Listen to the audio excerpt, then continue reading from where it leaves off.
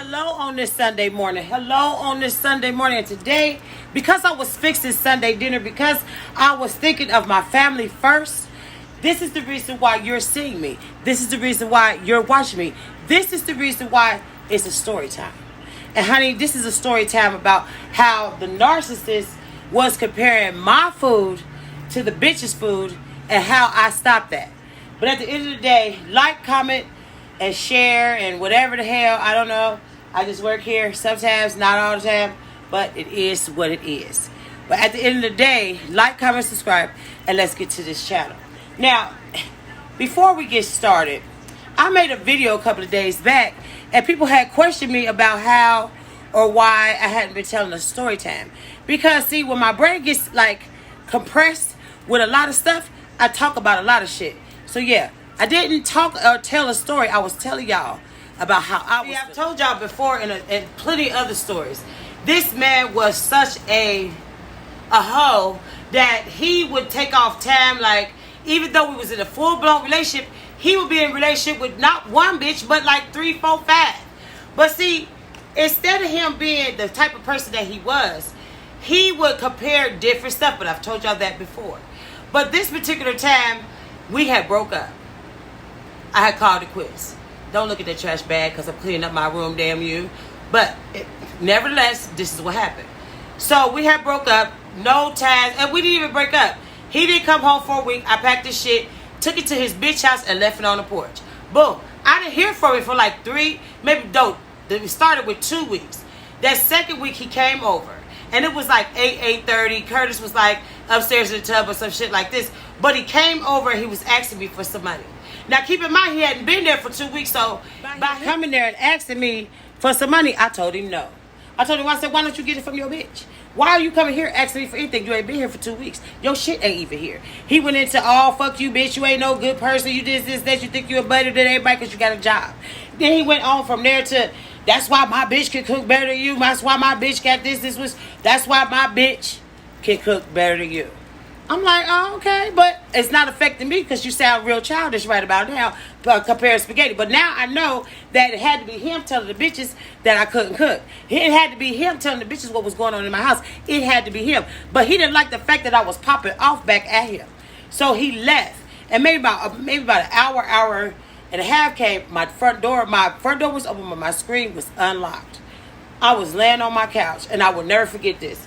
He had went off and was, I don't know what he was doing, but he came back high. When he came back high, I was laying on the couch. I would never forget this. I was laying on the couch, and he had the advantage. He was standing over me. Now, because I was raising up, when I raised up, he hauled off and slapped the shit out of me. In front of all his friends, all of them. They stood there as men and watched him do it. Didn't say nothing. Before I could get up off the couch to try to come after him, his ass took off. So when he took off, his friend came back by maybe an hour, like, talking about some, Monica, I had nothing to do with this, because I had called the police. The police was at my house. They had to be close enough to see that the police was at my apartment. So, through this, he sent his dumbass friend down there to see was everything okay. Had I pressed charges with the woo scooty bop? I don't give a damn. You're going to jail, brother. So I told him then, I said, tell your friend, if he ever do that one again, when he wake up, he going to be in Montgomery County. Montgomery County is the jail. Downtown, Dayton. Yeah, that's where your punk ass was going. So, nevertheless, he didn't believe now, because I've talked about this motherfucker before, y'all know who I'm getting ready to talk about. He told Froghorn that I put his stuff out. I'm like, oh, for real? So this bitch called my phone. As soon as she called my phone, that's why I make better spaghetti than you. That's why I make this, that, and the third. I'm like, oh, okay. But at the end of the day, I don't give a fuck. You know what I'm saying? I don't. So why are you calling me? Weeks and weeks and weeks went by. Never heard from him. Now, keep in mind, I was still on the bus with my baby. So, by me being on the bus with my baby, every Sunday, me and Curtis would get dressed, and we'll go to the movies. Now, keep in mind, this had went on for like 6 to 8 weeks. Him not talking to me not talking to him, me not being bothered. The lady across the street came over one day, and she was like, Monica. She was like, you know, such, so-and-so, and he tried to come back. She was like, he got into it with such and such. I'm like, how do you know? She was like, oh, because I was over there. See, I want her friend. But what she don't know is he fucking me too. She thought it was okay for her to come to me and tell me that she was fucking him too. And through her telling me this story, I think she thought I was going to violate him. I was going to that make her feel comfortable that she was telling me this, like, to go against Froghorn. No, bitch, that makes you just as bad as them. Because at the end of the day, you knew I was messing with him. Even though we wasn't together at that time, she knew it. So why did you feel so comfortable with coming to me? So you just as wrong as them. So I told her, I said, I suggest that since you're so comfortable with them, you go back over there with them. Don't come back and tell me nothing. I said, because it's not my business. He's not my man. She was like, Monica, but he's not my man. Take his ass that way. So, of course, she went back and told him, oh, Monica said that she make better dressing and this. Keep in mind, I'm not that type of motherfucker. What the fuck do I need to justify anything with another bitch that sit down and pee like I do? I don't. So, that was a lie. So, when she came to me and said that when the bitch with Froghorn called me and was like, oh, so you sent the message, I went right over to that girl's house and I told her. Now, before I go any further, let me tell you where I was living. I was living in the projects. I had just moved up there. I had only been up there like maybe a year and a half, maybe 2. The whole total time that I lived in these projects was like maybe 3 years, maybe. But at the end of the day, I wasn't bothering nobody. I went to work, my baby went to school, and that was that. I didn't hang out with nobody because that's what my scene. I didn't give a damn what you did, even though they whole day, they would stand out either in front of the store or across the street in the man's yard and just drink all day. That wasn't me.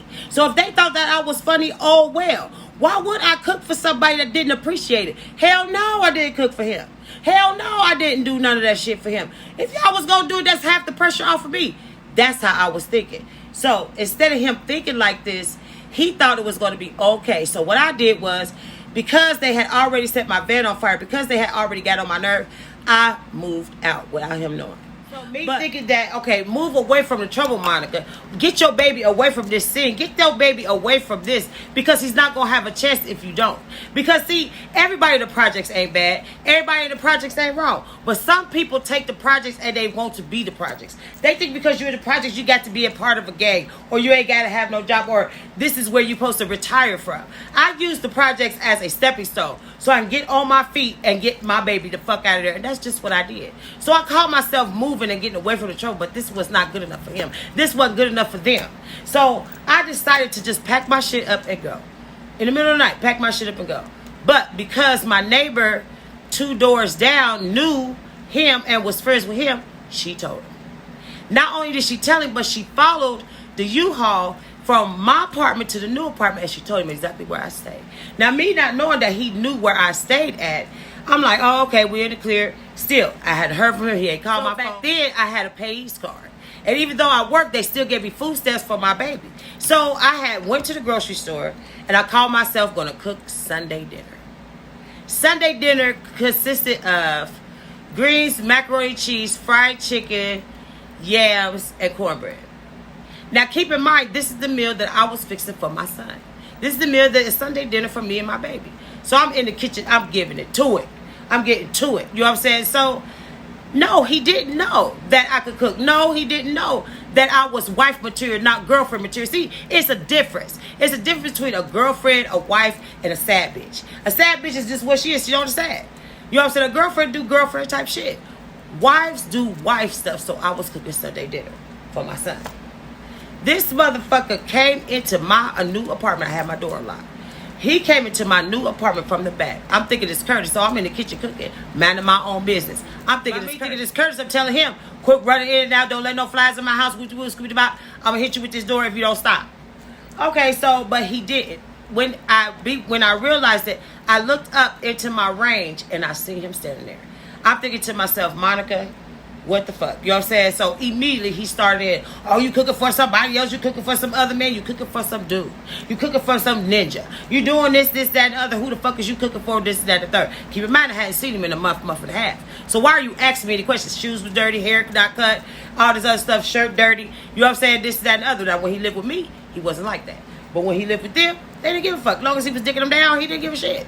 You know what I'm saying? But at the end of the day, this is what they wanted. Okay, I gave them to it. You know what I'm saying? They always used the Tide. They was using the leading brand. At the end of the day, I don't give a shit.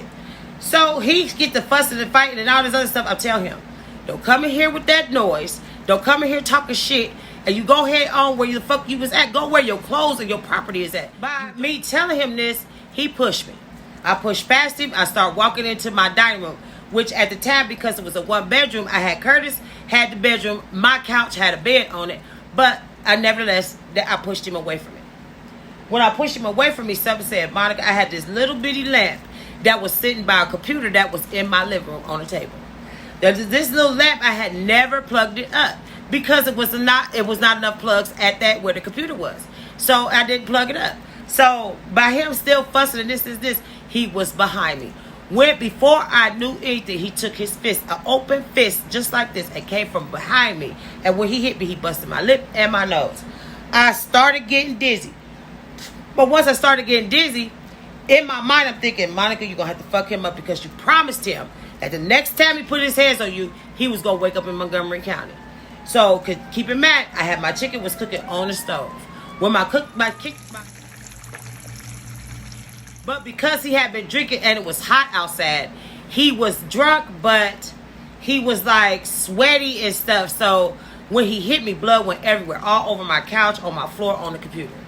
All I can remember is when somebody hit you in your nose, you blind for 10 seconds. I started shaking my head, trying to shake it off. Keep in mind, this is what I was thinking. This is what I was thinking the whole time my Sunday dinner was cooking. This whole time I'm thinking, oh my God, save my son, save myself. But because Curtis, I was so glad that my baby was not there. Because even though my baby was little, he would have tried to fight. And I knew if my baby was going to try to fight, I know that was going to kick me in. I would have probably did something that I would have regretted. So by the time I realized that he had stumbled after he hit me and I pushed him back, he had stumbled. By the time I got to and started thinking clearly, all I can remember was that motherfucking lamp. And I promised him, if you put your hands on me, you was going to wake up in Montgomery County. All I can remember is when I was reaching for the lamp, he hit me 2 more times. Bop, bop. When he hit me 2 more times, I could not think of anything. I was so mad. I was so pissed. I was so mad that when he hit me them 2 last times, I turned around and I hit him 3 times with that motherfucking lamp. Once he hit that goddamn ground, I hit his ass 1 more time. After I knew he was out, I called the police and snatched the phone out the wall and threw it in the yard. Since I knew they was coming. I knew they had the address. I knew they heard what was going on in the background. So I knew they was coming. And when his ass woke up, he was in Montgomery County. See, people don't take that. I think when in situations like this, because as women, we get mad at the other woman for coming to us and telling us what's going on in my house, in our houses. But at the end of the day, the reason why she knew anything that was going on in my house or assumed anything that was going on in my house because he was degrading me in front of these people. So this is the reason why I never cooked for him. This is the reason why I never went out my way. Now see, today is Sunday. And today I thought, okay, Monica, tell this story. So today I'm cooking the same meal that I made that day when I knew that wasn't going to fly with me. When I knew that I had to hit him. When I knew that I had to show him better than I could tell him. See, we as women, we take shit literally. And I don't understand why. But I can't even really question it because I did.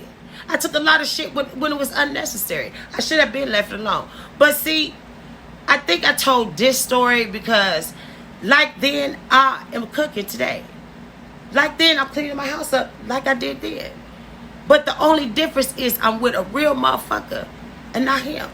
See, these stories that I tell y'all has a direct impact on my present life. Even though then, if I knew back then what I know now, I would have never chose him. I would have never messed with him. Because he was that type that never appreciated anything. He would have been satisfied if I was at home all day, not working, standing in the yard, drinking Coke 45, and this, that, and the third. But that wasn't my thing. I wanted to have something. By the time I got to the age that I am now, I wanted to be something. I wanted to do something. I wanted my life to be different. So I chose to leave it. And I left it right there. And when he realized what he done, he called my phone. And I asked him, I said, what are you calling me for? And all he could say was, Monica, I was drunk. You took advantage of the fact that I was drunk. And this. He didn't think that because the prosecutor showed him my nose and my lip. No. He didn't think about that. He didn't think about the blood all over my kitchen. No, he didn't think about that. All he could think about is that he got locked up. Not why he got locked up. You know, the groupies, the bitches, Froghorn and the crew, had something to say. Oh, you got him locked up. I'm getting him out. He'll be out on Monday. And this is as he should. As he should.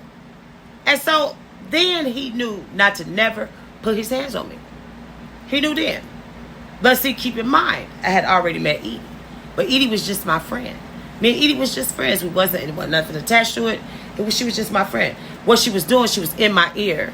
And she was telling me, Monica, you deserve better than this. Monica, you got to move on. You got to get away from this. This is not a life for you and your son. So at the end of the day, yes, I am cooking Sunday dinner for my husband. But yes, today is Soul Food Sunday. Food for the soul on this here Sunday. So yeah, I just thought I should tell y'all that because when I started cooking this morning, that story just hit me. Just like I tell y'all all the time. It don't have to be something that I'm thinking about. It just has to be something that I'm doing for me to remember. Sometimes I'm in a better place, but because I am in a better mind space, he would never get that off again. So I think I came to y'all to tell y'all this story because it was story time.